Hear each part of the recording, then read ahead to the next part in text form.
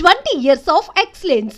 Sun International Institute of Tourism and Management. 9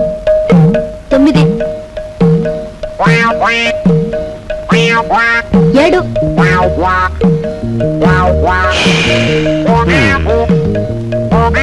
నా నడుము పట్టుకో లాగో దమ్ము బిగపట్టు లాగో లాగో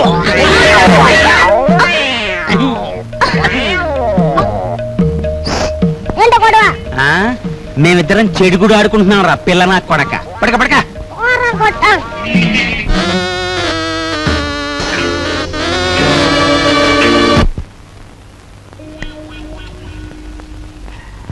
సార్ సార్ పెట్టేమనే కావాలి సార్ మంచి వెరైటీ ఉంది సార్ వద్దు పోయా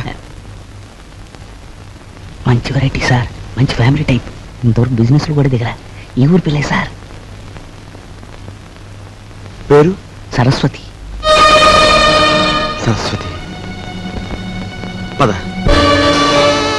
ఇదిగో గురు హలో పోలీస్ స్టేషన్ మీరు వెంటనే బయలుదేరి మంగమ్మ బ్రోతల్ హౌస్ కి రావాలి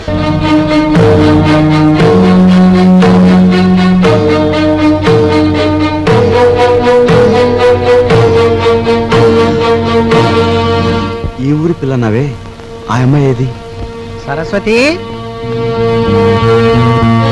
ఫ్యామిలీ గర్ల్ ఇంకా వ్యాపారంలోకి దిగలే మంచి హుషారైన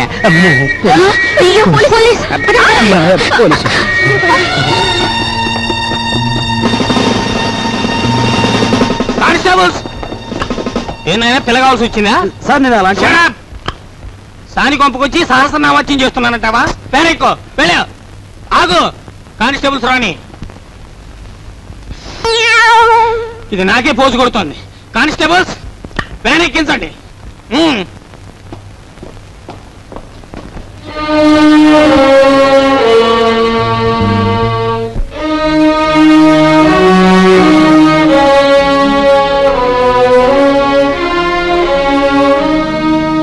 బాబు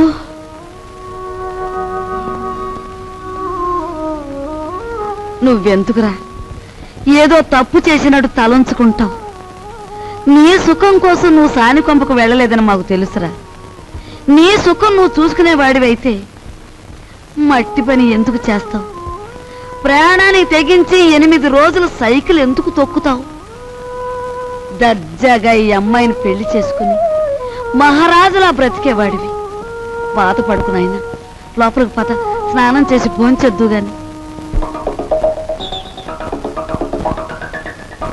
రేయ్ ఒకసారి ఇట్రా ఏంటి ముసల్దానా బాలే దర్జాగా ఉన్నావురా చూసావా నా దర్జాకి మీ దరిద్రానికి మధ్య ఎంత అడ్డుకోవడందో ఒరే నిన్ను నేను ఎప్పుడు ఏమీ అడగలేదు ఇప్పుడు అడుగుతున్నా తలెత్తి ఒకసారి ఆకాశం మీద కుమ్మే ఉమ్మా అంతేరా నేను అడుగుతుంది సరే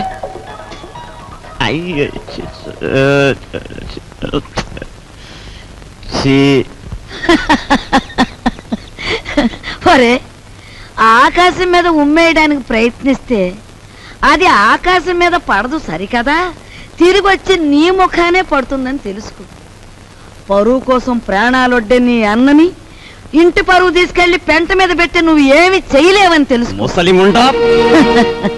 ఒరే దర్జాకి దరిద్రానికి మధ్యలో ఈ ఇనుప చెవులు అడ్డుగా ఉన్నాయి నీ చెయ్యే చితికిపోతుంది జాగ్రత్త జీతాలు ఇవ్వాలి అంటూ నా ఒంటి మీద నగలన్నీ ఒలిచిపోయావు ఇంకా ఇమ్మంటే నా ప్రాణాలు తప్ప మరేమి లేవు అనుకున్న ప్రకారం జీతాలు ఇవ్వకపోతే ప్రాణాలు దక్కవు పరువు దక్కదు లక్షల బీరువాలో వచ్చేయాలంటే ఏలు పెట్టాలి మరి ఇదిగో లేకపోతే మీరు రాజులాగా సైకిల్ పందెం అన్న దొక్కు 8,000 వస్తాయి 8,000 చింతామణి దండ కూడా వేయి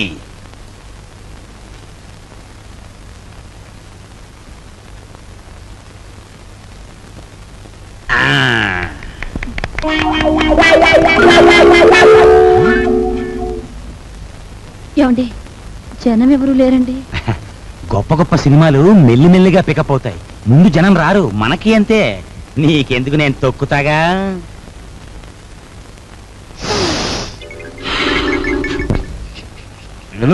రావయా, రిబ్బన్ కట్టింగ్ టైం అయింది. రికార్డు పెట్టా. జయము నిశ్చయమురా భయము లేదురా, దంకు గొంతు లేక ముందు సాగి పొమ్మురా.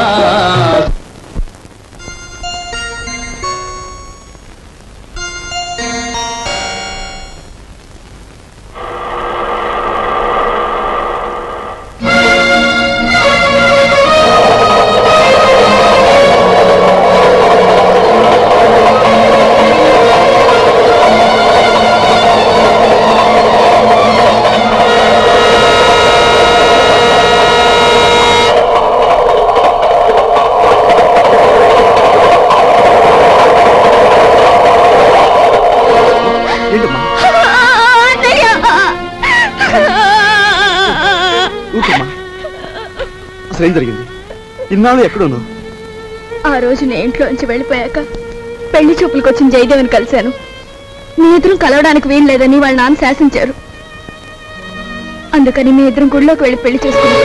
ఇప్పుడు వాళ్ళ నాన్న జయదేవికి వేరే పెళ్లి చేయాలని చూస్తున్నాడు. వేరే పెళ్లి చేయాలని చూస్తున్నాడు.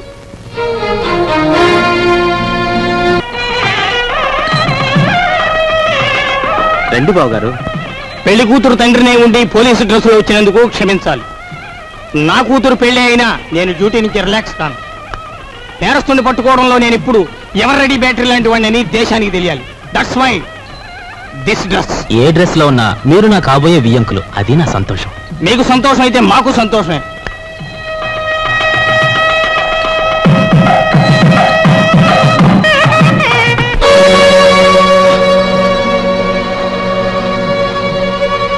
మీ అందరి చేతిలోని విసులుగరలో ఒకసారి చూపించండి. బావగారు, వీడొట్టి దగాకోరు, వీడిని నమ్మొద్దు. ఏవో దొంగ ఫోటోలు వచ్చేసి నన్ను అల్లరి చెయ్యాలని. బాబు, మీలాంటి వాళ్ళందరూ చేరి వాడిని దగాకోరుగాను దగులు బాజీగాను తయారు చేస్తున్నారు. వాడు దగాకోరే, మరి ఇదేదో మోసం బావగారు. మా అబ్బాయి ఇంతవరకు ఎవరిని పెళ్లే చేసుకోలేదు. అసలు ఈ అమ్మాయి ఎవరో మాకు తెలియనే తెలియదు బావగారు. సరస్వతి, మేము దయసాక్షిగా పెళ్లి చేసుకున్నామండి. మా ఇష్టం లేకుండా బలవంతంగా ఈ పెళ్లి జరిపిస్తున్నాడు మా నాన్న. సరదాగా దండలు మార్చుకున్నంత మాత్రాన అది పెళ్లి అవుతుందా? సరదాగా దండలు మార్చుకోవడం కాదు, కొంతకాలం కాపురం కూడా చేశారు. కాపురం చేస్తున్న భార్యాభర్తలను విడదీసి వాళ్ళకి మరో పెళ్లి చేయడం నేరం. దానికి ఈ క్షణంలో మిమ్మల్ని అరెస్ట్ చేయగలరు, తెలుసా? అది కదా బావగారు. మీరు పెళ్లి కొడుకు తండ్రిగా ఇక్కడ ఉండాలి అనుకుంటే వీళ్ళిద్దరికీ పెళ్లి జరిపించండి, లేదా మిమ్మల్ని జైలుకి పంపించాల్సి వస్తుంది. అమ్మాయి, మీరిద్దరు వెళ్ళి పీటల మీద కూర్చోండి.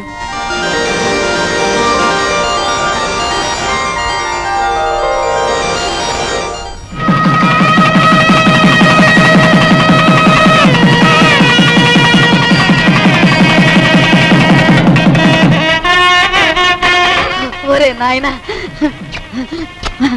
బాబు ఇదంతా నీ గొప్పతనం రా. మన వంశ గౌరవాన్ని నిలబెట్టావురా బాబు.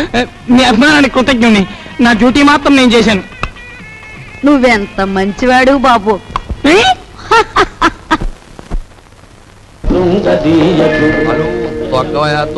హలో, తక్కరా. అమ్మ కుర్రనా కొడక, నీ కూడా లోకు అయిపోయాను రా.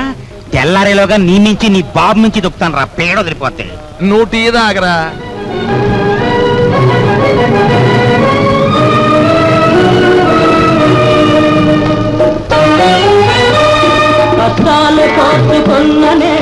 సావిత్రి, నీ మొగుడికి నిద్రమత్తు పోయి హుషారుగా సైకిల్ దొక్కి పందెం గెలవాలి అంటే ఒకే ఒక పద్ధతి ఉంది. నేను చెప్పినట్టుంటావా? ఏమిటో చెప్పండి, చేస్తాను. ఏం లేదు, సాచి లెంపకే కొట్టి.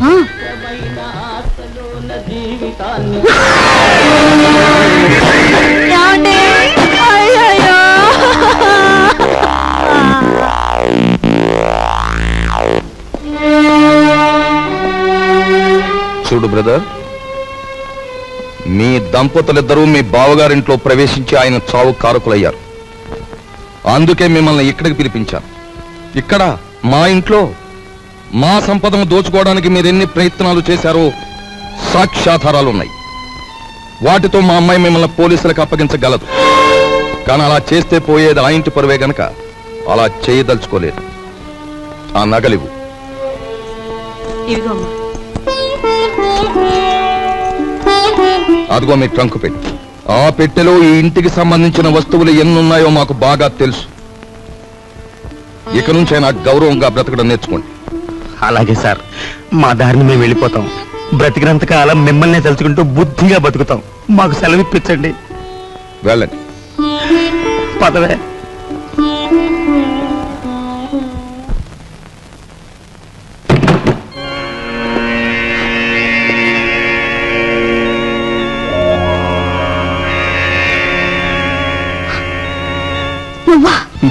నేనే.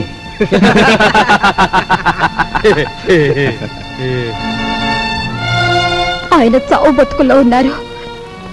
తెలిసిన వాడివి, నాకు సాయం చేయి. దయచేసి వెళ్ళిపో.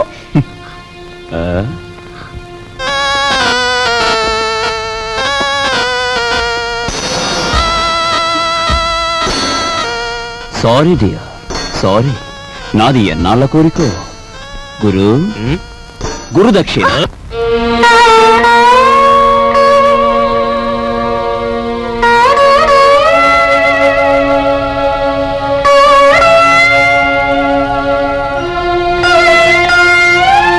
ఒక పక్క నా భర్త సావు బతుకుల్లో ఉంటే ఆచాలి కూడా లేకుండా ప్రవర్తించాడు మీ అబ్బాయి. మీ ఇంటి పరువు ఇలా మంట కలిసిపోతుంటే మీరెందుకు ఊరుకుంటున్నారో నాకు అర్థం కావటం లేదు. మీకు ఆడపిల్లలున్నారు. ఆడపిల్లల జీవితాలతో ఆడుకునే అలాంటి వాణ్ణి మీరు విచ్చలవిడిగా వదిలేస్తే ఏమవుతుందో ఒక్కసారి ఆలోచించండి. మీకు ఆడపిల్లలున్నారు. ఆడపిల్లల జీవితాలతో ఆడుకునే అలాంటి వాణ్ణి మీరు విచ్చలవిడిగా వదిలేస్తే ఏమవుతుందో ఒక్కసారి ఆలోచించండి.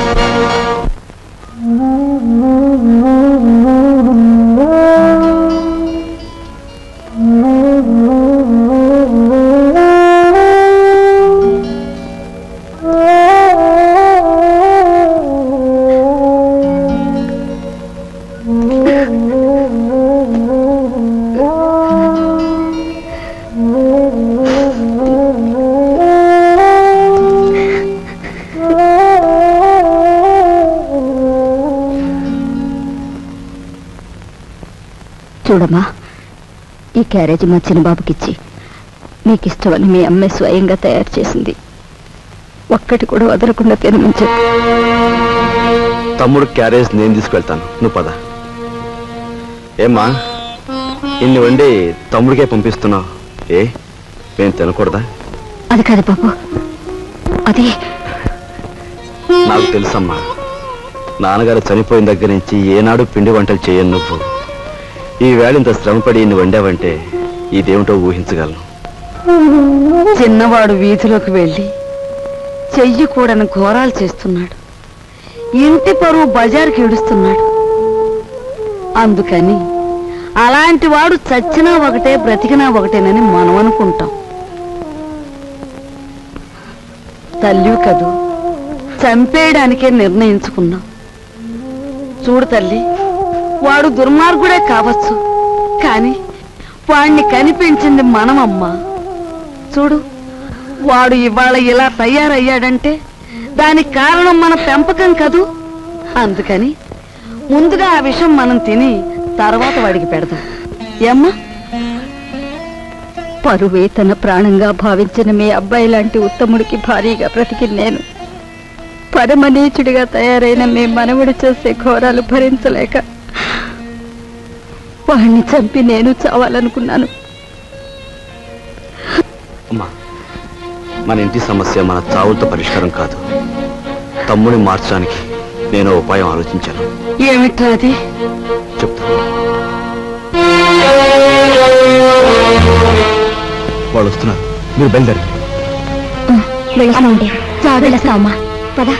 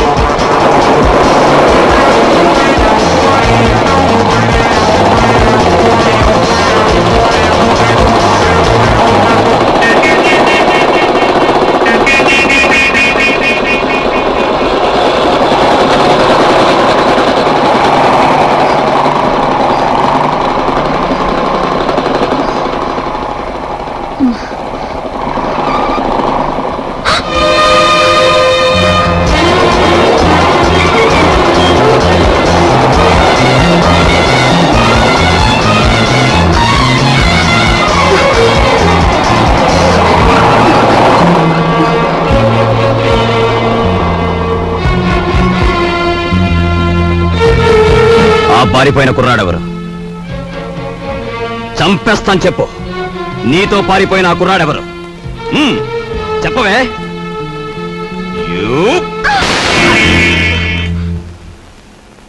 సంగతి అడగటానికి నువ్వెవరు? ఎవరన్నా? సమాధానం చెప్పకపోతే పళ్ళు రాలగొడతారు. అప్పుడు తెలుస్తుంది నేనెవరినో. చెప్పు. నీతో చేయి కలిపిన ఆ కుర్రాడెవరు? ఏమిటి, నా మీదేదో అధికారం పెద్దరికే ఉన్నట్టు అలా దబాయించి అడుగుతున్నావు? నీకు సమాధానం చెప్పాల్సిన అవసరం నాకు లేదు. ఎందుకు లేదు? నేను నీ అన్నయ్యని. అన్న, అక్క, చెల్లెలు ఇలాంటి వరసలంటే నాకు అసహ్యం. అధికారం చలాయించేందుకు పెట్టుకున్న వరసలవి. మర్యాదగా వెళ్ళు, లేకపోతే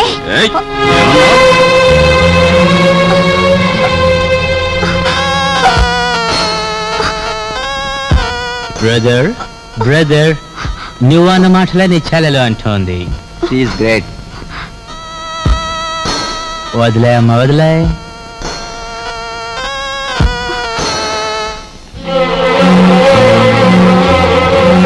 చూడు బ్రదర్, ఆ వేళ ఆ పిల్లని అనుభవించే గురువు అన్నట్టు తోసావు. ఈ పిల్ల నీ చెల్లి అని సెంటిమెంట్ ఉంటే కాసేపు అలా పక్క తప్పు. అది నీకు మంచిది, మాకు మంచిది. నా చెల్లి నేను చేతురా ప్లీజ్.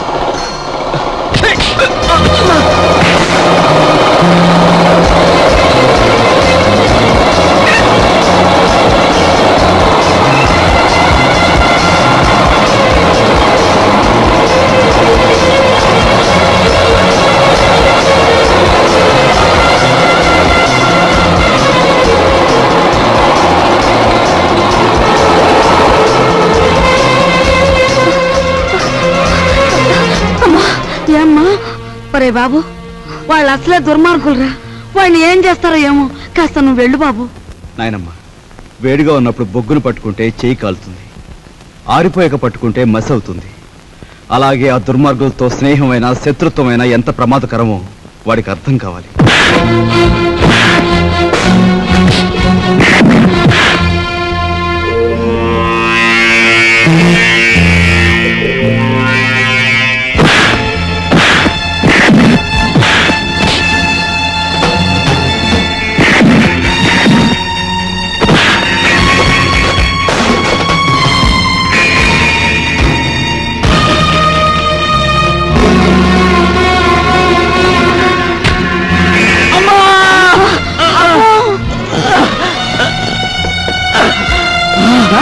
అమ్మో, ఎంత పని జరిగిందిరా. హరే కృష్ణ బాబు,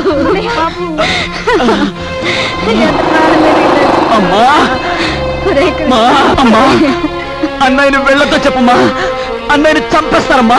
అమ్మా, నాయనమ్మా, వెళ్ళండి, వీడిని నేను చూసుకుంటాను.